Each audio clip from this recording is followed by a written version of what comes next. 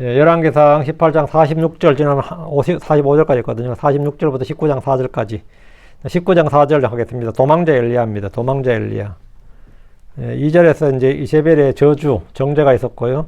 그 말 듣고 이제 3절에서 일어나서 목숨에서 달려갔다고 나오고요. 4절에 이제 같이 읽죠.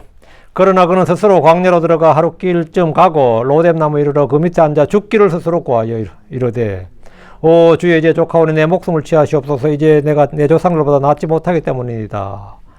오 주여 이제 조카오니 이제 뭐 다 살았다 이거죠. 이제 됐다 이거죠. 내 목숨을 취하시옵소서. 죽여달라는 겁니다. 이는 내가 내 조상들보다 낫지 못하기 때문입니다. 예.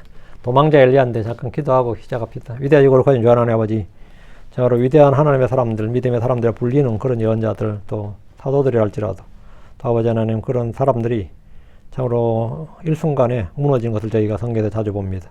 아버지 저희가 육신을 신뢰할 수 없고 사람의 지혜를 신뢰할 수 없고 통치자를 신뢰할 수 없고 또 하나 부와 재물을 전혀 신뢰할 수 없음을 저희가 스스로 잘 압니다. 그러나 때때로 우리는 하나님과 하나님의 말씀 외에 다른 것들을 신뢰할 때가 있습니다. 그래서 어떤 일이 터졌을 때 다운 제 스스로 무너지고 주님 앞에 불평할 때가 많이 있고 또 우리 스스로는 이 나락에 빠져서 서로 이게 깊은 침체에 빠져서 아버지 하나님 죽기를 구하는 그런 때도 있습니다. 아버지 하나님께서 저희의 연약함, 저희의 구조를 아시고 저희의 연약함, 저희 체질을 잘 아시는 주님이시오니 저희 속중심을 다 아시는 주님께서 서로 저희를 불쌍히 여겨주시고 위로부터 신선한 기름으로 더 넘치도록 부어주셔서 또 은혜를 더욱 넘치게 해주셔서 저희가 낙심에 빠지지 않게 해주시고 넘어지더라도 다시 일어나도록 그리고 오히려 주를 찾도록 해주시길 간구합니다. 전능제주 하나님, 이 시간 말씀을 통해서 은혜를 받기를 원합니다. 주님께서 저희에게 더 많은 은혜를 베풀어 주시고 또 말씀을 통해서 저희가 새 힘을 얻게 해주시고 변화를 받도록 해주시옵소서. 이 시간에 영적인 은혜가 전부 위로부터 오는 좋은 선물들이 가득 모든 성들 마음속에 가득 차게 해주시길 원합니다. 감사드립니다. 주의 성기도합니다. 아멘. 예, 오늘 공부하는 본문은 도망자 엘리야입니다. 도망자 엘리야. 갈멜산에서 위대한 승리를 쟁취한 엘리야는 온 백성이 보는 앞에서 공개적으로 누가 주 하나님인지, 바알이 하나님이냐, 이스라엘 주 하나님이 참 하나님이냐, 누가 주 하나님인지를 공개적으로 밝혀낸 증언, 입증을 한 사람이 시험하고 입증했다. 시험하고 입증했어요. 온 백성이 주 그분이 하나님의 힘을 고백했고 바알의 예언자들을 한 사람 남기지 않고 죽였습니다. 그건 하늘에서 불만 내린 것이 아니라 더 중요한 거냐, 하늘에서 불을 안 내려도 돼요. 백성에 지금 필요한 건 불 내린 게 필요한 게 아닙니다. 비가 내려야 됩니다. 불만 내린 게 아니라 비를 내렸습니다. 이스라엘 백성이 간절히 바란 것은 하늘에서의 불보다 하늘에서의 비였습니다. 하늘의 비가 필요한 겁니다. 예언자 엘리야는 하늘에서 불을 내리시는 주 하나님께서 또한 땅에 비를 내리시는 분이심을 아합과 온 이스라엘에게 공개적으로 알려주고 입증했습니다. 이 불을 내리신 그 하나님께서 너에게 비를 내리시는 분이다. 불은 죽음이죠. 심판입니다. 비는 뭐죠? 생명입니다. 온 땅에 식물이 자라게 하고 그걸 먹고 살게 되는. 그러니까 심판과 생명, 죽음과 생명을 다 주관하시는 분이 누가 하나님이다. 주관이다. 불을 내리시는 분이 비를 내리시는 분이다. 우리를 심판하시는 분이 우리 구원자시다. 주님께서 우리 생명을 취하실 수도 있고 주실 수도 있고. 그래서 주님이 바로 주 하나님, 그 하나님. 이거를 그냥 골방에서 혼자 외친 것도 아니고 혼자서 중얼중얼 한 것도 아니라 갈멜산에서 왕 앞에서 바알의 예언자들과 백성들 앞에서 공개적으로 시험을 프루브하고 말이죠. 공개적으로 입증을 했어요. 입증. 이스라엘이 만 3년 6개월의 가문과 기근의 심판이 엘리야의 기도로 해결되었습니다. 이제 그는 민족의 구원자지. 그는 뭐 민족의 영웅이고 그들의 신앙과 정신적 지도자의 추앙을 받을 만했습니다. 엘리야 이제 모세급이지 거의. 온 민족의 이스라엘 민족, 뭐 유다는 뭐 안 받다 치고 온 이스라엘의 이 정도면 정말 구원자죠. 엘리야를 하나님의 종으로 인정하지 않는 사람, 인정하지 못하겠다. 그런 사람은 아무도 없을 겁니다. 그러나 오늘 본문의 내용은 정반대로 맑은 하늘 뒤에 흑암처럼 엘리야의 처절한 실패가 등장합니다. 사람은 가장 위대한 일을 한 뒤에도 시험에 든다는 평범한 진리를 다시 한번 확인하게 됩니다. 마귀는 언제 우리를 공격하며 성도는 언제 시험에 빠지는가, 이에 대한 성경의 반복적 진리가 엘리야에게도 그대로 임했습니다. 다니엘이 꿈을 해석해 준 뒤에 언제 이걸 하나님의 영이 너야, 하나님의 영이 네 안에 있도다, 이런 뭐 칭찬, 이런 평가를 받은 사람이 다니엘입니다. 왕이 직접 그래, 하나님의 거룩한 영이, 거룩한 신이 네 안에 있구나, 이런 말을 들은 다니엘인데 그렇게 하고 나서 이거 왕의 경배를 받고 향을 받는 죄를 범했습니다. 엘리야 주님의 능력과 권능을 온천하게 선포한 후에 사망의 두려움에 빠지고 말았습니다. 지금 좌절과 실의에 빠진 성도가 있다면 이전에 내가 얼마나 신앙이 좋았던가 기억해 보십시오. 한때 얼마나 열심히 신앙생활을 했고 얼마나 뜨겁게 봉사했고 얼마나 주님을 사랑했던가 그런 아련한 기억이라도 있을 겁니다. 별 볼 일 없는 성도들에게도 다 한때가 있었고요. 메뚜기도 한때란 말이죠. 제철이 있다더니 다 그나마 한때가 있었고 주님을 향한 사랑을 불태우던 시기가 있었을 겁니다. 마귀는 그때 공격하고 성도는 그때 시험을 받고 실족합니다. 그때 넘어진 뒤로 지금까지도 넘어져 있고 지금까지도 헤매고 있다면 이제는 일어날 때입니다. 이제는 깨어나야 될 때입니다. 내가 언제부터 느슨해지고 언제부터 냉랭해졌는가 기억을 더듬어 보십시오. 그리고 뭐 해야 되느냐? 후회하라는 게 아닙니다. 회개해야 됩니다. 후회를 해야 되는 게 아니라 회개를 해야 돼요. 주님 분명히 말씀하셨습니다. 계시록 2장 5절에 그러므로 내가 어디로부터 떨어졌는지 기억하고 회개하라. 자, 본문을 보겠습니다. 46절. 그리고 주의 손이 엘리야 위에 있었더라. 이에 그가 허리를 동했고 이스라엘 입구까지 아합 앞에서 달려갔더라. 산에서 기도를 마친 후에 엘리야는 앞서가는 아합을 따라잡고 그 앞에서 달렸습니다. 생각해 보십시오. 분명히 아합이 먼저 출발했어요. 근데 아합은 병거죠. 소위 말하는 마차. 병거를 타고 갔잖아요. 근데 먼저 출발했던 아합 왕의 마차를 따라잡고 그 앞에서 달리는 엘리야의 모습은 종의 모습입니다. 그의 발은 병거를 끄는 말보다 더 빨랐습니다. 그는 초인적인 힘을 보여주고 있습니다. 어떻게 이렇게 빨리 달려? 비가 지금 내리는데 빗길에 달리는데 우사인 볼트야. 우사인 볼트를 능가하고 있어요. 성도들의 믿음의 경주를 하는 모습도 이와 같아야 됩니다. 깊이 머리를 숙이고 주님께 기도한 후에 주님의 손이 임할 때 달리는 겁니다. 무거운 것과 매기 쉬운 모든 죄를 벗어버리고 진리의 허리띠를 동에 메고 질주하는 겁니다. 주의 손이 임했을 때 그의 걸음은 아합을 따라가는 것이 아니라 아합의 마차를 아합의 병거를 따라가는 것이 아니라 그보다 앞서가고 있었습니다. 아합 왕은 에티오피아 내시와는 달리 엘리야를 마차에 태우거나 함께 가지 않았습니다. 그와 엘리야는 한 배를 탈 수 있는 처지가 아니었던 겁니다. 같은 자리에 앉을 수가 없었어요. 자, 40에 그리고 주의 손이 엘리야 위에 있었더라. 보통 주의 영이 임했더라. 이거 그 말씀이 선포되죠. 주의 손이 임했더라. 주의 손이 엘리야에 있었더라. 이러면 그 능력이 선포되는 거죠. 능력이 발현되는 겁니다. 주의 손은 주의 힘, 주의 일하심을 뜻하는 말입니다. 성경은 이 세상이 주의 손으로 지어졌다고 말씀합니다. 히브리서 1장 10절에 보면 주의 손으로 지었다. 주의 손은 능력의, 권능의 손입니다. 주께서 모세의 불신을 책망하실 때 민수기 11장 3절에 주의 손이 짧아졌느냐? 내가 이제 내 강한 팔을 내가 이제 내 말이 내게 일어난지 그렇지 아니한지 보리라 하셨습니다. 시편 89편 13절에 주는 강한 팔을 가지셨나이다. 주의 손은 강하며 주의 오른손은 높이 있나이다. 주의 손은 진노와 심판을 내릴 때도 사용되고 은혜를 베푸시는 데도 사용됩니다. 교회에 주의 손이 임할 때 부흥이 일어납니다. 사도행전 11장 21절에 또 주의 손이 그들과 함께 계셨으므로 많은 수의 사람들이 믿었고 주께로 돌아왔더라. 주의 손이 그들과 함께 계셨으므로 주의 손이 계신 곳에 부흥이 일어난 거죠. 주의 손이 그들과 함께 계셨으므로 많은 사람들이 믿었고 주께로 돌아왔다 했습니다. 주의 손이 엘리야에게 임함으로 이제 이스라엘은 부흥과 개혁, 다시 제사장의 국가로 우뚝 서는 일만 남았을 것 같습니다. 갈멜산에서 온 백성이 공개적으로 자기들 입으로 말했어요. 주 그분은 하나님이시로다. 주 그분은 하나님이시로다. 이렇게 공개적으로 했어요. 이렇게 온 국민이 온 백성이 공개적으로 외쳤으니까 하나님께서 그 불로 응답하신 하나님, 그분이 하나님이다. 우리 하나님이다 이거죠. 바알이 하나님이 아니라 주 그분이 하나님이다. 이제 끝난 거지 뭐 더가 뭐 필요. 사실 이게 시작이 되는데 이 신앙 고백이 어쨌든 갈멜산에서 시작해가지고 예스레엘까지 갔을 겁니다. 이 고백은 땅을 흔들고 하늘을 찌를 듯 했습니다. 이제 갈멜산에서 예스레엘로 평지로 달려가는 엘리야 앞에는 거칠 것이 없어 보입니다. 성도란 주의 손에 잡힌 사람이 되어야 됩니다. 엘리야가 겸손히 고개를 숙였을 때 주님은 그에게 능력과 힘을 주시고 달리게 하셨습니다. 주께서 일하시는 방법, 원칙은 언제나 동일합니다. 주님 앞에 엎드릴 때 은혜를 주시고 더 많은 은혜를 베푸십니다.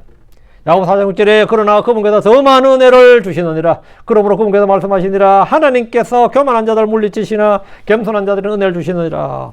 우리가 서로 복종하고 겸손으로 옷 입을 때 하나님이 주신 은혜를 받을 수 있습니다. 하나님은 교만한 자를 대적하시고 겸손한 자에게 은혜를 주십니다. 베전서 5장 5절에 이는 하나님께서 교만한 자들을 물리치시고 겸손한 자에게는 은혜를 주시기 때문이니라. 여러분 언제나 이 겸손해야 됩니다. 언제나 겸손해야 돼요.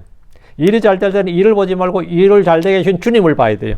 근데 일이 잘 될 때 일을 하나님 안 보고 일을 봐. 그러면 이제 무너져요. 고난이 왔을 때도 마찬가지입니다. 고난을 때 이 고난만 보게 되면 내가 절망스럽습니다. 이 고난을 허락하신 주님을 봐야지 평강을 유지할 수 있어요. 언제나 주를 봐야 됩니다. 주를 봐야 돼요. 자, 본문 보면 1절입니다. 예. 예. 그리고 아합이 이세벨에게 엘리야가 했던 모든 일과 그가 어떻게 모든 예언자들을 칼로 죽였는지 말했더라. 야, 이거 진짜 골때리죠. 이에 아합이 이세벨이 자기 마누라죠. 오늘 갈멜산에 있었던 일은 당연히 말하지 않았겠어요? 그런 놀라운 불이 내리고 비가 내리는 관계를 봤고요. 이세벨이 세웠던 소위 말하는 그 바알의 예언자들 450명이 죽었는데 국가적 대사죠. 그 아합이 이세벨에게 엘리야가 했던 모든 일과 그가 어떻게 모든 예언자들을 칼로 죽였는지 말하였더라. 엘리야를 원수 만들어 놨죠. 하나님께서 했던 모든 일과 이게 아니고, 그리고 아합이 이세벨에게 하나님께서 행하셨던 모든 일과 하나님께서 어떻게 모든 예언자를 칼로 이러면 부흥이 일어나는 거예요. 근데 엘리야만 보였지, 그 아합의 눈에 엘리야는 봤지만 하나님은 보이지 않았어요. 아합 왕은 갈멜산의 일을 이세벨에게 보고할 것이 아니라 그녀를 왕궁에서 쫓아내야 됩니다.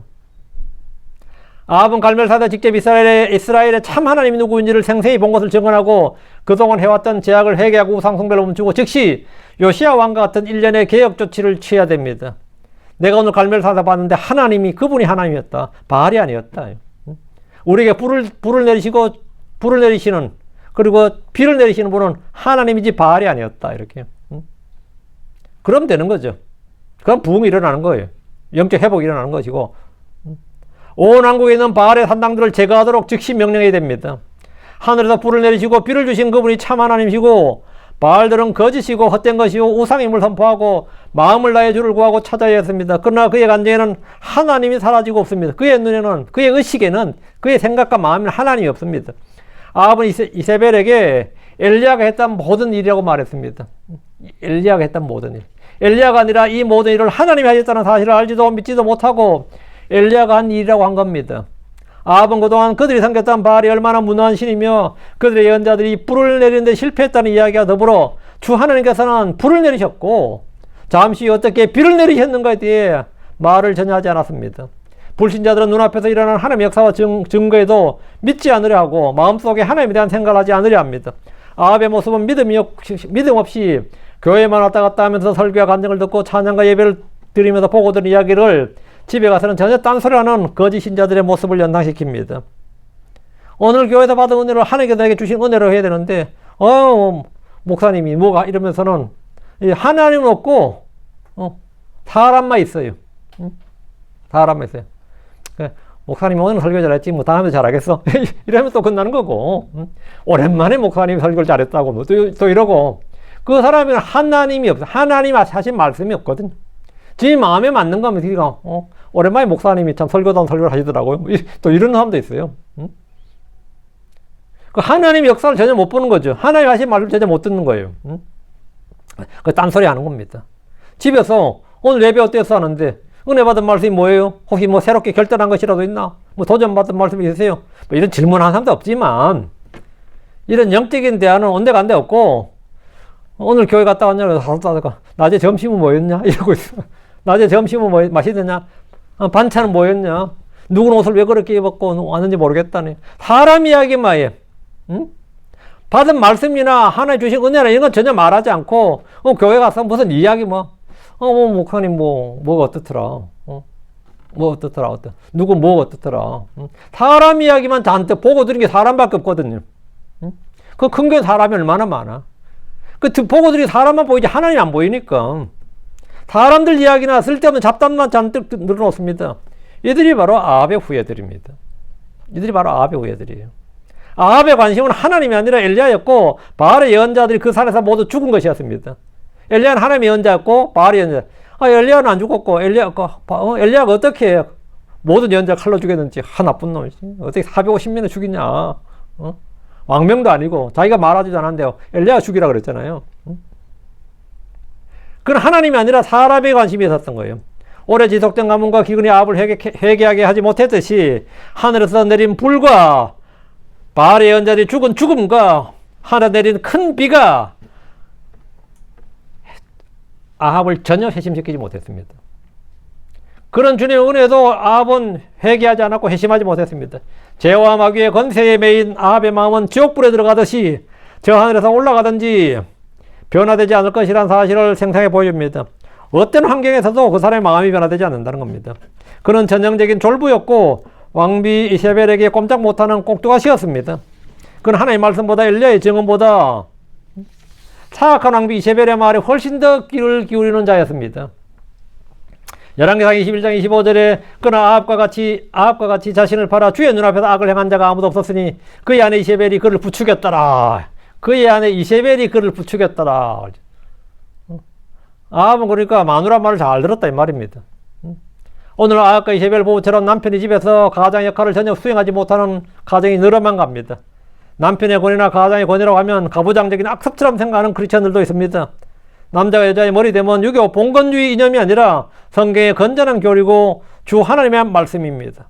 성경대로 믿는 교회에 앞서 집에서부터 성경대로 영적 질서가 서 있어야 됩니다. 남편의 권위를 무너뜨리고 좌지우지하는 과정에서는 영적인 환경이 조성되지 않을 뿐 아니라 성령이 함께 하실 수가 없습니다. 가장 많은 시간을 함께 지내는 집에서 성경에 기록된 말씀과 정반대로 행해지는데 주의 역사가 복이 있을 것이라 생각하면 문제가 있는 겁니다. 간혹 가다가 전에 설교도 한번 했지만요. 제가 한남천에서도 데모한다 그랬죠. 그 아줌마가 나보고 막 먹으라고 하면서 내가 먹었죠. 받아 먹었는데 하나 사가라 그래가지고 마누라한테 물어봐야죠. 그랬더니 막 낙구짓더라고. 묵을 마누라 결정하냐고. 누가 그 집에 머리 잡으면서 이 사람이 어느 교회 다니지? 네가 진짜 성경 신자다 내가. 당신이 성경 신자다. 그런 사람 없어요. 오히려 잘못된 줄 알지. 아브라함과 사라와 같은 가정을 만드는가, 아합과 이세벨의 가정을 만들어야 하는가 스스로 판단해야 됩니다. 내가 아브라함을 주라고 부른 사라가 될 것인지, 아합을 부추긴 이세벨이 될 것인지는 각자가 생각해서 스스로 판단해야 돼요. 육신적으로 세상적으로는 보잘것없더라도 영적으로는 이 명문 가정을 만들어야 됩니다. 내 집에 집꼬라지가 아니라도 내가 영적으로 믿음에 관해서는 우리 집을 명문 가정으로 만들어야 돼요. 2절입니다. 그때 이세벨이 한 사자란 말 메신저 전령을요. 이세벨이 한 사자를 엘리야에게 보내어 말하였더라. 신들이 내게 이같이 행하고 또한 더 행할지니 만일 내가 내일 이맘때까지 내 생명을 그들 중 한 사람의 생명과 같게 하지 않으면 그리하리라. 이세벨이 딱 아합의 보고를 듣고 나서 남편 아합이 하는 말 듣고 나서 결단된 게 뭐죠? 엘리야에게 사람 하나 보낸 거예요. 근데 보냈는데 말씀을 들어보겠다도 아니고 뭐 했느냐 이거죠. 경고에다 신들이 내게 같이 행하고 또한 더 행할지니 만일 내가 내일 이맘때까지 내 생명을 그들 중 한 사람 생명 갖게 하지만 네 생명을 말이야 죽은 바알의 예언자를 갖게 하지 아니하면 그리하리라. 맹세, 저주의 맹세란 겁니다. 내일까지 내가 널 못 죽이면 내가 차라리 벌 받겠다. 신들이 나한테 벌 내기를 원한다. 반드시 죽인다 이거. 엘리야를 내일까지 반드시 죽인다. 네 죽이는 하루 안 걸린다 이거요. 이렇게 딱 경고를 한 거예요. 이세벨의 독살스러운 반응은 하나님의 종 엘리야에게 저주와 복수를 맹세하게 되었습니다.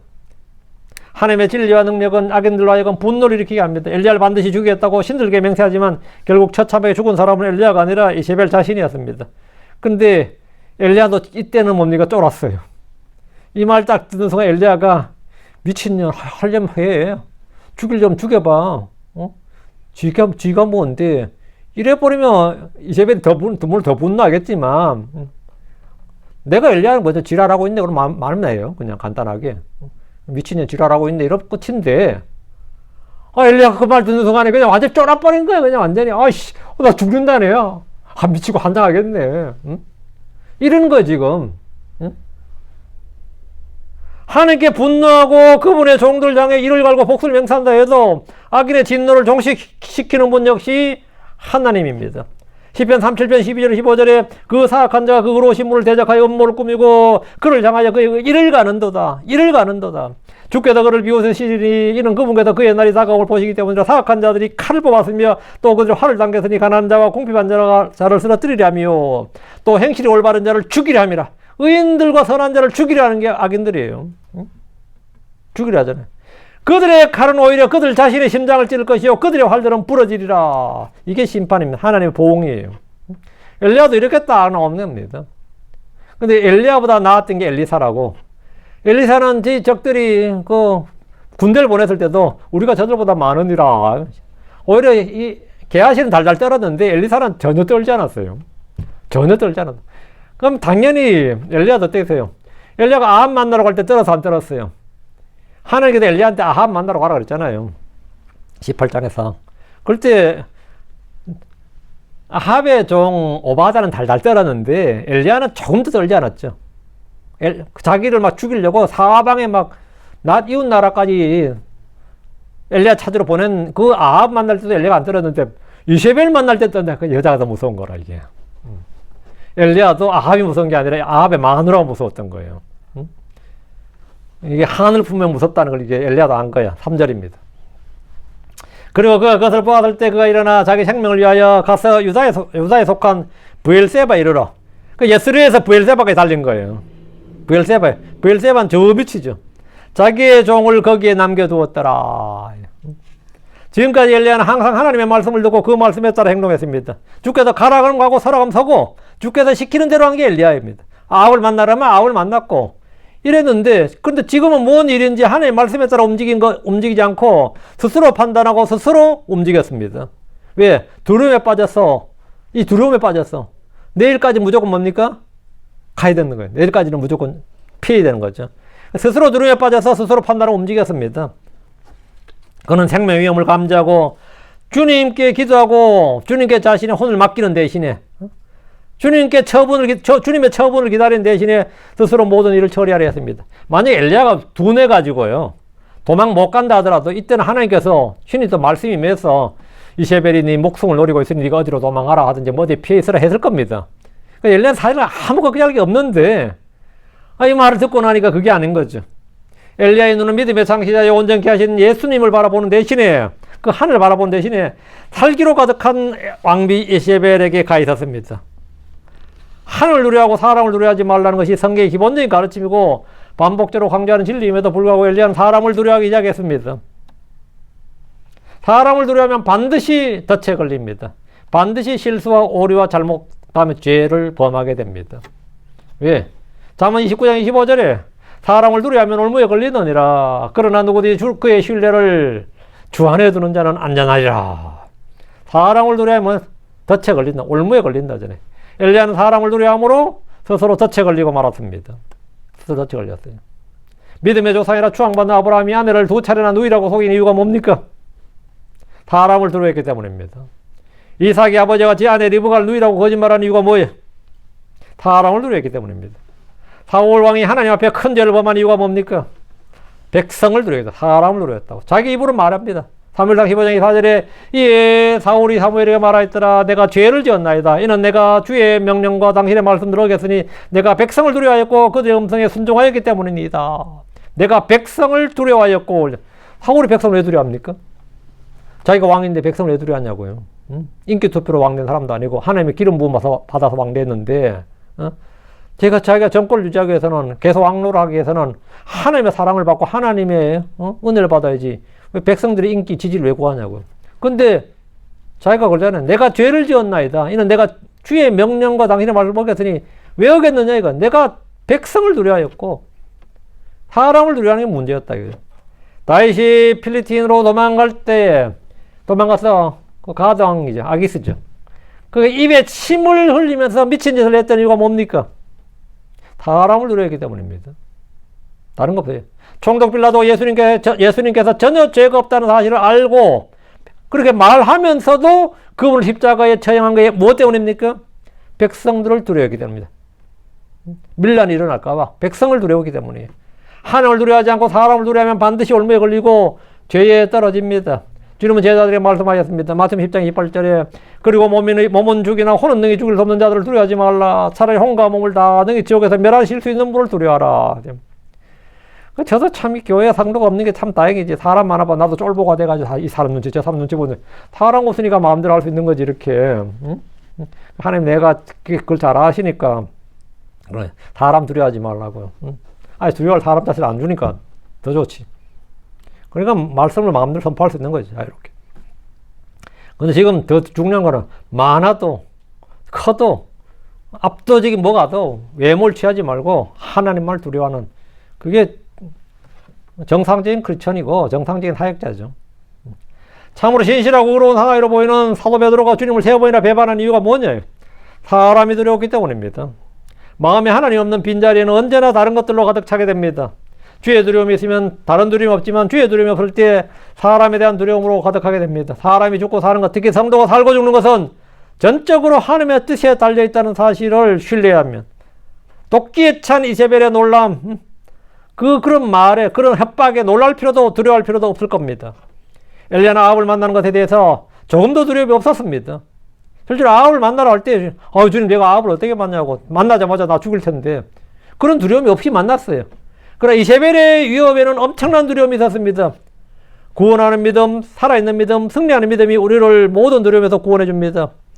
이사야 12장 2절에 보라 하나님은 나의 구원이시니 내가 신뢰하고 두려워하지 아니하로다. 이는 주 여호와께서 나의 힘이시며 나의 노래시며 그분께서 나의 구원이시 되시기 때문이니라. 내가 신뢰하고 두려워하지 아니하로다. 왜?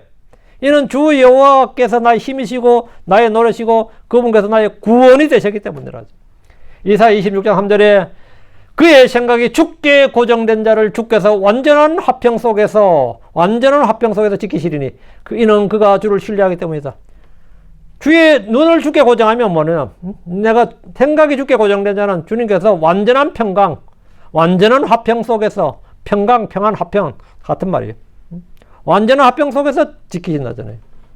주님을 신뢰하는데 신뢰하면서 떠나는 순간 마음의 평강은 수증기처럼 증발해버리고 불안과 두려움이 폭포수처럼 몰려드는 그런 현상이 내게 발생합니다.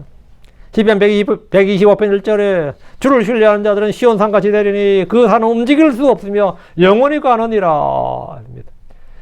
잠언 16장 10절에 또 누구니 주를 신뢰하느냐 그는 행복하니라. 잠언 18장 10절에 주의 이름은 견고한 망대니라. 의로운 자는 그 안으로 달려가 안전을 얻느니라. 다시 3절을 보겠습니다. 그리고 그가 그것을 보았을 때 그가 일어나 생명을 위하여 가서 유다에 속한 브엘세바에 이르러 자기의 종을 거기에 남겨두었더라. 그리고 그가 그것을 보았을 때 그 이세벨의 분노를 보았을 때 이세벨의 협박을 보고 자기 죽인다는 것이 이게 농담이 아닌 거예요. 그게 완전히 와닿는 거예요. 엘리야가 본 이것이 뭡니까? 엘리야는 자신의 사역이 실패한 걸 보는 겁니다. 야, 이 갈멜산에서 그런 일이 발생했고 백성들이 그런 반응을 보였고 바알의 예언자들이 그만큼 죽어나갔으면 완전히 막 나라가 뒤집어져야 되는 거 아니냐 이거죠. 근데 백성들 중에 단 한 명도 엘리야를 맞으러 나온 사람이 없습니다. 단 한 명도. 엘리야가 본 것을 딱 보니 예스리엘로 딱 와서 보니까 뭡니까? 혁명을 하려 왔는데 진짜 종교혁명이죠. 근데 실패야 보니까. 3일 천하가 아니라 1일 천하예요. 1일 천하죠. 아까 지금 밤에 비 온 거 아니에요, 지금. 당일. 근데 지금 하루도 가기 전에 이게 뭐 끝났네. 아무런, 이 민족에게는 소망이 없는 거예요. 이 백성에게는 소망이 없다, 이거. 회개도 없고, 부흥도 없고, 아무것도 없다, 이거. 엘리야는 자신의 사역이 완전한 실패. 이 완전한 실패다. 하다 불을 내려도 안 되고, 비가 내려도 안 되면 내가 뭘로 할 거냐고요. 응? 비가 내려도 안 되고, 불이 내려도 안 되면 뭘로 할 거냐고. 응? 갈멜산에 보여준 백성들의 반응은 정말 폭발적이었어요. 주 그분은 하나님이시로 할 때 폭발적이었는데 평지에 내려서 보니까 모든 빗물에 다 쓸려 내려갔어요. 응?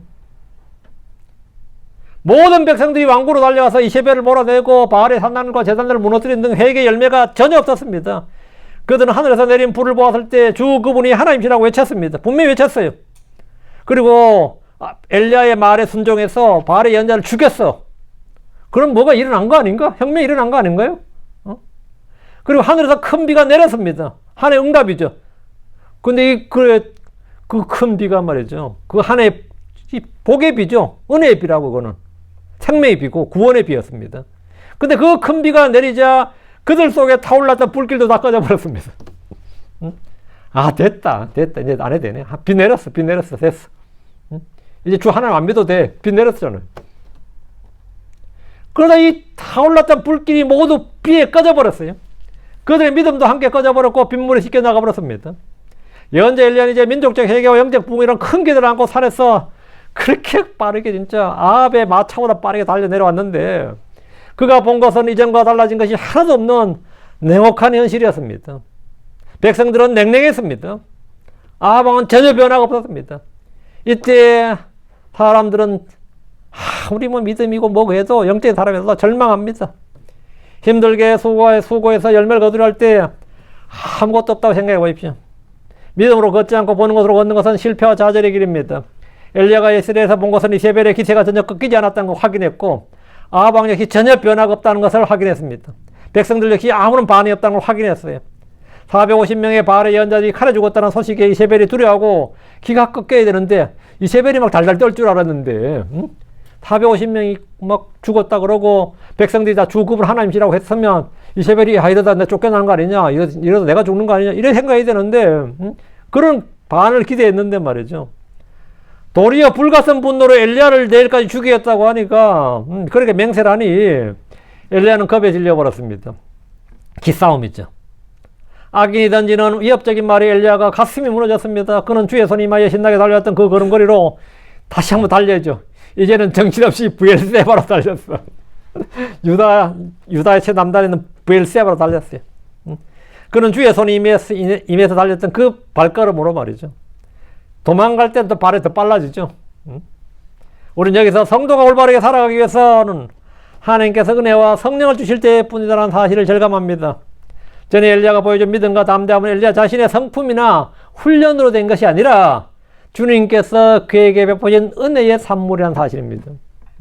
엘리야 그렇게 용기 있고 했던 게 전부 다 뭐냐? 하나의 은혜였구나. 그 사람이 잘난 게 아니었고 하나의 은혜로 그래 된 거였구나 말이죠. 하나님과 진리를 향한 큰 열심과 용기를 지닌 사람도 그 스스로 하도록 내버려 두면 연약하고 겁 많은 자가 된다는 사실을 우리는 여기서 확실히 볼 수 있겠습니다. 다시 3절. 그리고 그가 그것을 보았을 때 그가 일어나 자기 생명을 위하여 가서 유다에 속한 브엘세바 이르러 자기의 종을 거기에 남겨두었더라. 자기 종은 이제 남겨두고 혼자 이제 엘리야는 자기 생명을 위해 도망했습니다. 그는 이스라엘에서 홀로 남아있다고 자부했습니다. 그는 하나님에게 이 말을 몇 번이나 했습니다. 이미 백성들 앞에서 언급했고 주님을 만날 때마다 동일한 말을 반복했습니다. 주님께서 엘리야의 주장이 틀렸다는 것을 구체적으로 언급해 주시기까지 하셔야 했습니다. 아니니라 7,000명이니라 이렇게. 엘리야는 자신의 생명을 높이 평가했습니다. 오늘날도 자신의 희소 가치를 높이 평가하는 신자들이 얼마나 많은지 모릅니다. 나 없으면 그 교회 안 돼. 나 없으면 내가 마지막 세대 아닐까? 나 없으면 뭐가 이제 뭐 다 끝났지 뭐 이런 거 있죠. 응? 자신이 없으면 교회가 망할 것 같고 교회를 기반에 올려놓고 떠난다는 뭐 말 같지도 않은 말하는 사람도 많이 있습니다. 내가 없으면 교회가 문을 닫을 것 같고 어쩌고 저쩌고 하는데 그런 오만은 교회마다 그런 성도들이 있어요. 자기가 없으면 하나님의 사역이 부도로도 날 줄 아는 사람들의 몰지각하면 정도를 넘어서고 있습니다. 우리의 사역은 주님이 친히 주관하시고 경영하십니다. 우리의 시선이 십자가의 주님, 부활의 주님, 하나님의 왕자 오른쪽에 계신 주님으로부터 멀어지고 사람들의 얼굴이 보여지기 시작하면 갖가지 부작용과 잠복되어 있던 영적 질병들이 다 튀어나오게 됩니다. 주님의 십자가를 보는 데서 눈을 돌리면 내일 이맘때 있게 될 일들에 대한 염려로 오늘 즉시 도망을 하게 됩니다. 십자가를 보는 눈이 흐려질 때 누구라도 영적 판단력을 흐려지게 됩니다. 천하의 엘리야를 할지라도 그는 속죄의 소망자가 될 수밖에 없었습니다. 그는 부강골대나 유다의 브엘세바까지 달려갔던 겁니다. 갈멜산에서 위대한 승리를 쟁취한 엘리야가 산에서 내려온 당일에 바로 도망을 갔다는 사실을 기억해 보십시오. 승리의 다름질과 패배의 도둑길이 어느 한날에 발생했습니다. 엘리야는 자신과 자신의 사역을 과대평가했습니다. 그는 갈멜산에서 승리했기 때문에 평지에 내려와서도 악의 세력을 쉽게 제압할 수 있을 것이라고 생각했습니다. 그러나 영적 전쟁에서 무연립성이라는 것은 없습니다. 엘리야는 마귀의 역습을 당한 겁니다. 마귀의 대치기를 당한 거예요. 고린도전 10장 12절에 그러므로 서 있는 줄 생각하는 자는 넘어지지 않도록 주의할지니라 했습니다. 저도 우리 교회 성도들이 좀 처음에 들을 때 우리 교회 성도들은 다 참 괜찮은 성도들이라 이런 생각한 적이 있었고 누구한테 자랑을 한번 했거든요. 지금 있는 성도는 뭐 소문 적어도 다 괜찮은 사람들인데 그때부터 반역이 일어나는 거야. 이게 완전 개판이 되는 거예요. 그러면서 다 떠나 한 놈도 없습니다. 여기 지금. 하나도 없어요. 절대 해서는 안 되는 말이라는 걸 내가 알았어요. 아, 누굴 칭찬하고 누가 플래터링 하거나 그런 건 절대로 해서는 안 되는 거다. 절대로 해서는 안 되다. 큰 싸움에서 승리했다고 작은 싸움에서 저절로 이기는 것이 아닙니다. 믿음의 선한 싸움을 싸우고 달려갈 길을 마치고 이 모든 일을 행한 후에 설 수 있어야 됩니다. 그런 협박을 받고 나서 믿음을 발휘하지 않았습니다. 그런 기도를 하지 않았습니다. 이세벨의 협박과 도전을 받았으면 주님 앞에 그 문제를 기도하고 뜻을 구해야 되는데 전혀 그렇게 하지 않고 스스로 탈주를 결정해 버렸습니다. 믿음의 사람이 믿음에서 떨어지고 기도의 사람이 기도를 하지 않는 이런 역설적이고도 모순적인 일이 어디에 있겠습니까? 그런데 이게 현실이었습니다. 주님께서 성도의 기도에 크게 응답하실 때 성도들은 우쭐대거나 교만하지 않게 하기 위해서 어떻게 해야 되느냐요? 시편 20편 11절에 두려움으로 주를 섬기고 떨며 기뻐할지니라. 이게 떨며 기뻐할지니라. 이게 뭘 같아요? 떨며 기뻐할지니라. 두려움으로 주를 섬기고 떨며 기뻐할지니라. 그래, 엘리야도 지금 애가 잔뜩 들어갔었던 거예요. 불 내리고 비 내렸을 때, 그리고 백성들이 한 목소리로 주 그분 하나님이다 하고 바알의 예언자를 죽일 때 어떤 거거든요? 이제 됐다 싶은 거예요. 이제 됐다. 이제 이스라엘은 뭐는 다시 회복할 수 있다. 다시 부흥 올 수 있다. 이제 됐다 싶었네. 근데 와버리가 안 된 거예요. 이제 됐다는 건 없어요. 현상을 보고 판단한 거죠. 4절입니다. 그러나 그가 스스로 광야로 하룻길을 가서 로뎀 나무로 가서 그 아래에 앉았더라. 그가 자기를 위하여 죽기를 구하며 말하였더라. 이제 충분하니이다. 오 주여 내 생명을 거두소서. 이는 내가 내 조상들보다 나을 것이 없기 때문이니다. 자신의 생명을 그렇게 신속하게 자기의 생명을 위해서 그렇게 신속하게 도망을 갔던 엘리야가 지금 죽여달라고 기도하고 있습니다. 여기 와서 죽을 바엔 차라리 예수리에서 이세벨에게 죽지 말라고 이까지 와서 죽어요. 도망와서. 불신과 두려움은 영혼의 평안이 없고 일관성이 없고 정신이 없는 법입니다. 주님께 자신을 죽여달라고 기도한 사람들은 많습니다. 모세가 그렇게 기도했습니다. 민수기 11장 14, 15절에 내가 이 모든 백성을 혼자서는 감당할 수 없나이다. 이는 것이 내게 너무 무겁기 때문이니다. 그리고 만일 주께서 나를 같이 대화하실진데 내가 당신께 기도하나이다. 내가 주의 눈앞에서 호의를 입었거든. 나를 죽여 내가 내 비참한 모습을 보지 않게 하옵소서. 나를 죽여. 이 모세의 기도입니다. 나를 좀 죽여달라고. 그런 사역을 하면서 백성들에게 지쳤던 겁니다. 그래서 하나님께 나 좀 죽여달라고 기도했어요. 예언자 요나 역시 죽기를 기도했습니다. 그러니 너의 회개와 부흥을 경험했던 요나 경험했지만 정작 자신의 혼은 낙심했습니다. 요나 4장 3절에 그러므로 이제 오 주여 내가 죽게 간청하오니 내게서 내 생명을 취하소서. 이는 내가 사는 것보다 죽는 것이 더 낫나이다. 오 주여. 사는 것보다 죽는 게 낫다고요. 뭐 욥도 그랬고 주의 일을 수행하다 지치고 힘들어 다 때려 죽이고 싶은 목사나 선교사들이 한두 명이겠어요? 교회 그만 다니고 싶어하는 집사들도 있고 성도들 역시 많습니다. 죽길 구하지 않더라도 멀리 도망이라도 가버리고 싶을 때가 얼마나 많은지 모릅니다. 다윗도 그랬습니다. 시편 55편 6절에 그러므로 내가 말하기를 내가 비둘기같이 날개했다면 얼마나 좋으려. 그러면 내가 멀리 날아가 안식하였을 것이기 때문이라. 내가 비둘기처럼 날개에 있었으면 내가 벌써 도망갔다고요. 응? 벌써 멀리 도망갔다고. 제가 아는 목사님들 중에도 이런 고충을 토로하는 분들이 많이 있습니다. 때로 저도 그런 기분을 느낄 때가 있습니다. 나가 목사 아니었으면 나도 벌써 때려치웠겠다 싶을 때가 많아요. 난 목사였기 때문에 하는 거지. 내가 목사 아니었으면 내가 제일 먼저 때려치웠겠다 싶어요.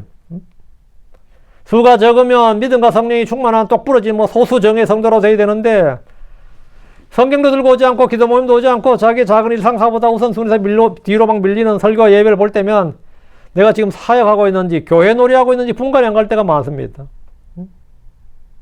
바닥을 끼어도 이렇게 바닥을 낄 수가 있나 이런 생각을 하면 저도요 성도가 없어도 좀 걱정하는 게 계속 이렇게 해서 싶은데 계속 이렇게 미치겠어. 어?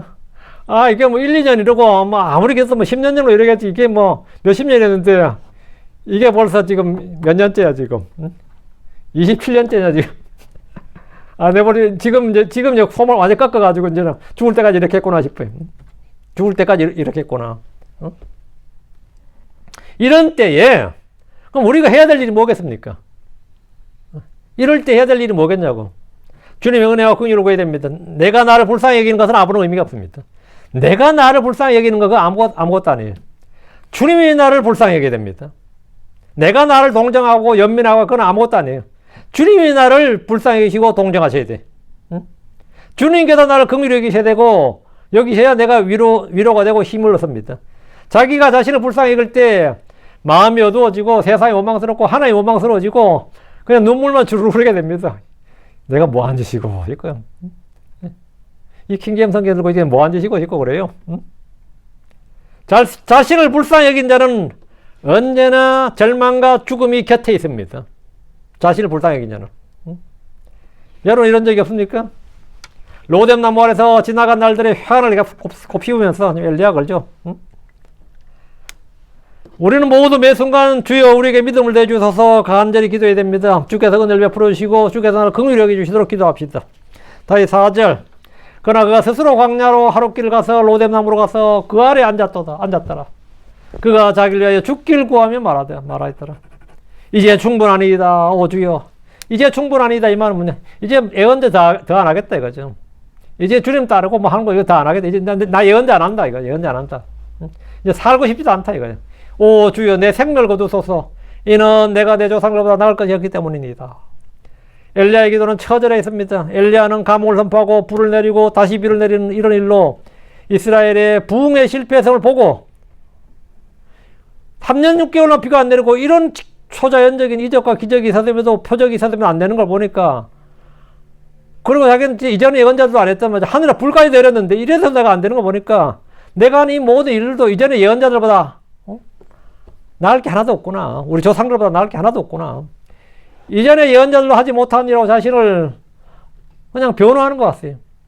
내 조상보다 나을 것이었단 말은 내가 이렇게 아무리 애써봐야 이전에 내 조상들도 이전에 예언자들 했을 때도 다 실패했는데 나도 그냥 그렇구나. 나는 그 사람들하고 다르게 이스라엘 정말 벌써 이렇게 세울 줄 알았는데 말이죠. 진짜 회침시키고 부흥할 줄 알았는데 결국은 회개와 부흥에 실패해서 말고 내가 이전에 예언자들보다도 못하구나. 나은 게 하나도 없구나.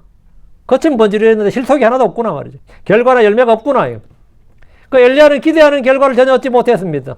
엘리야는 계속해서 자기를 죽이려고 한다는 말을 반복함으로써 더 이상 예언자의 직무를 수행하지 못하고 해고 통일을 받았습니다. 주님께서 은혜를 베푸실 때 그는 회개하지 않고 자기 주장만 반복했습니다. 주님 16절에서 또 너는 아벨 무홀라 사람 타바시 아들 엘리사에게 기름을 부어 너 대신 예언자로 삼을지니라 했습니다. 엘리야는 예언자로서의 사역을 접어야 했던 겁니다. 주님은 엘리야가 아니더라도 얼마든지 예언자를 세우실 수 있고 생명이 죽는 것이 싫다고 하면 그것을 싫어하지 않는 다른 종을 세우실 겁니다. 목회도 마찬가지입니다. 결코 내가 잘나서 주님을 사역한 것이 아닙니다. 주님의 은혜일 뿐입니다. 도망자 엘리야와 달리 엘리사는 아람 왕이 자기를 잡으려고 군대를 보냈을 때도 전혀 요동하지 않았습니다. 그 시리아 왕이 자기를 잡아 보냈을 때 말이죠. 11개 6장 15, 16절에 그리고 하나님의 사람의 종이 일찍 일어나 나갔을 때 보라 하나의 군대가 말들과 병거들로 도시를 에워쌌더라. 그리고 그의 종이 그에게 이르되 슬프도소이다 나의 주인이여 우리가 어떻게 하여야 하리까. 그리고 그 응답하되 두려워하지 말라 이는 우리와 함께 있는 자들이 그들과 함께 있는 자로 더 많기 때문이니라. 자기 죽이러 온 사람 전혀 자기 죽이러 온 군대도 두려워하지 않았다고요. 크리소스톰이라는 사람이 있습니다. 유도키아 여왕이 종을 보내서 자기를 위협했을 때 그 여왕이 자기를 죽인다고 위협했는데 그 사람이 하는 말이 가서 난 오직 죄만을 두려워할 뿐이라고 그녀에게 말하라. 루터는 교황의 소환을 받았을 때 뭐 가면 이제 종교재판 걸려서 죽는 거죠. 교황이 이제 소환했어요. 소환하니까 그 도시에 있는 모든 집의 기와가 마귀라 할지라도 나는 단념하지 않겠다. 내가 이 나의 믿음을 포기하지 않고 내가 하는 일을 단념하지 않겠다. 우리는 본문을 통해 몇 가지 교훈을 얻을 수 있습니다. 엘리야가 주의 일을 신실하게 성공적으로 수행했다고 해서 백성들이 그를 인정하고 존귀하게 여긴 것이 아닙니다. 오히려 엘리야가 이스라엘의 공적 무대에서 사라지게 해버렸습니다. 이것은 이스라엘 백성들에게는 큰 손실이었고 재앙이나 다를 바 없었습니다. 주님의 사역자를 잃어버린 것이 얼마나 큰 일인지 엘리야의 가치를 알지 못하는 백성들 앞에서 엘리야가 계속 사역하는 것은 어려웠을 겁니다. 우리를 인간적인 두려움에서 구원하는 것은 주님을 두려워하는 것뿐입니다. 사람을 두려워하는 것에서 벗어나는 길은 주님을 두려워하는 것밖에 없습니다. 두려움을 진정시키는 길은 주님의 임재를 의식하고 성령의 인도하심과 성경을 펴는 것밖에 없습니다. 예레미야 1장 8절에 그들의 얼굴을 두려워하지 말지니라 이는 내가 너와 함께하여 너를 구출하리랍니다. 주께서 말씀하시니라. 베드로전서 3장 14절에 그러나 만일 너희가 의로 인하여 고난을 당하면 너희는 행복한 자로다. 또 그들이 두렵게 하는 것을 무서워하지 말며 또 불안해하지도 말라. 그들이 두렵게 하는 것 그걸 무서워하거나 불안해하지 말라고. 엘리야가 스스로 결정하고 도망간 브엘세바는 결코 안전한 장소가 아니었습니다. 주님께서 인도하지 않는 길은 어디라도 안전한 곳이 없습니다. 당시 유다 왕 여호사밧은 아합의 딸과 결혼한 사돈지간이었기 때문입니다. 열왕기상 22장 4절에 당신은 나와 함께 길르앗 라못으로 싸우러 가시겠나이까. 이에 여호사밧이 이스라엘 왕에게 말하였더라. 나는 당신과 같고 내 백성은 당신의 백성 같으며 내 말들도 당신의 말들과 같으니이다. 이렇게 완전히 연합되어 있는 상태에서 남한국 간다고 안전한 게 아니죠. 엘리야는 국제경찰에게 잡혀 본국으로 소환될 처지에 있었습니다. 그가 할 수 없이 광야로 더 도망가야 했습니다. 거기도 남한국도 안전한 곳이 아니었던 거죠. 광야는 빵과 물이 없는 곳이며 갈수록 험한 곳이었습니다. 엘리야는 영육간의 힘이 다 떨어진 후에 로뎀나무 아래서 주저앉아 죽기를 구했습니다. 이것이 갈멜산에서 내려와 엘리야가 한 처음 기도입니다. 갈멜산은 그렇게 비가 오도록 간절히 기도했잖아요. 불이 내릴 때도 간절히 기도했고. 근데 지금 내려와서 그 다음부터 한 건 이게 처음 기도예요. 왜? 도망가느라고 기도를 못했지. 정신없이 도망가느라고 겁먹고. 그는 죽음을 갈구할 만큼 철저하게 소진되었습니다. 여러분 삶 가운데 다 한두 번 이런 경험을 할 겁니다. 영적으로 도망병은 극단주의로 흐르는 겁니다.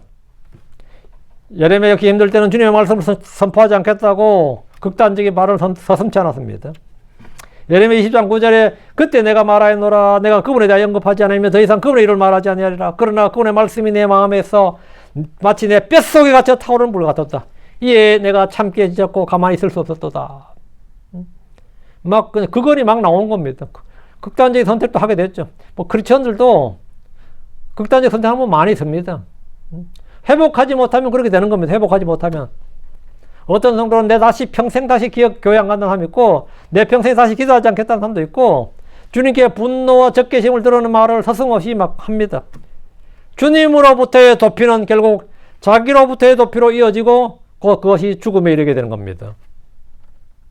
우리는 다음 시간에 도망자를 다루시는 이 도망자의 엘리야를 다루시는 주님의 손길을 한번 같이 공부하기로 하고 오늘까지입니다. 우리 인생에서 패배자로 살지 않고 도망자로 살지 않고 승리자요 정복자로 살아야 됩니다. 그러기 위해서 우리에게 필요한 것은 뭐냐? 주와 그분의 말씀이에요. 우리는 우리 자신을 신뢰하거나 우리 자신을 스스로 높이 평가해서는 안 됩니다. 나는 사실 아무것도 아닙니다. 성경은 나는 벌레요, 나는 지푸라기다, 나는 재와 티끌과 싸우니 이게 전부 다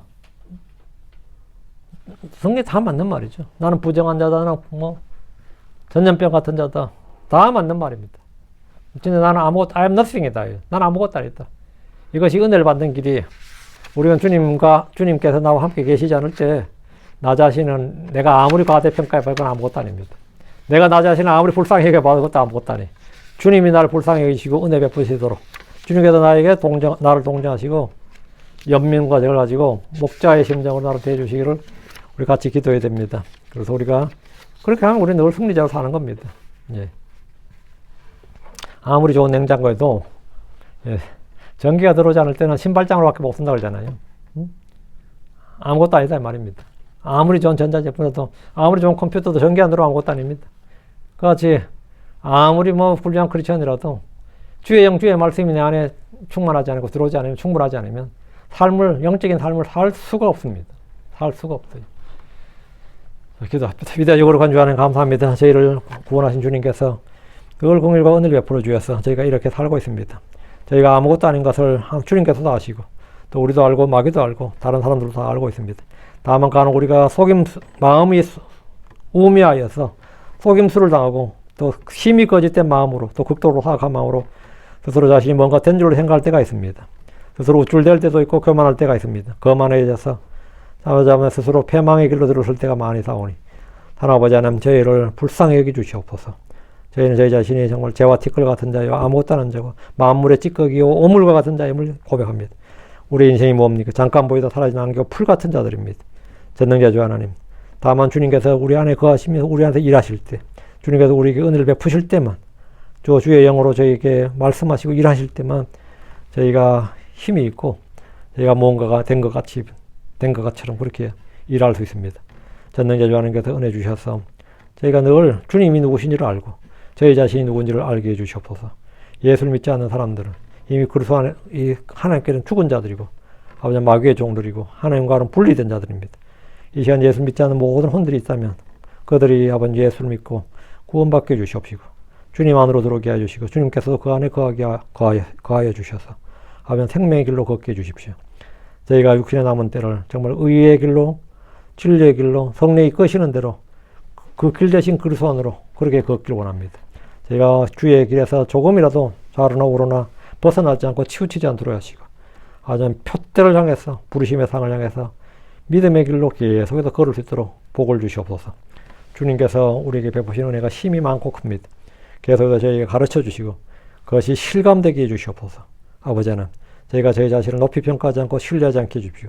제가 육신을 신뢰하거나 육신의 지혜를 신뢰하거나 자기의 외모를 자랑하거나 어떤 자기가 가진 것을 기뻐하지 않고 오히려 저희가 주와 주의 말씀, 주와 주께서 저에게 베푼 그것을 기뻐하게 하여 주옵소서. 그리하여 아버지 이 자리에 있는 모든 혼들과 또 이 말씀을 듣는 모든 혼들에게 늘 은혜와 복이 넘치게 해주십시오. 감사드립니다. 주의 승기도합니다. 아멘.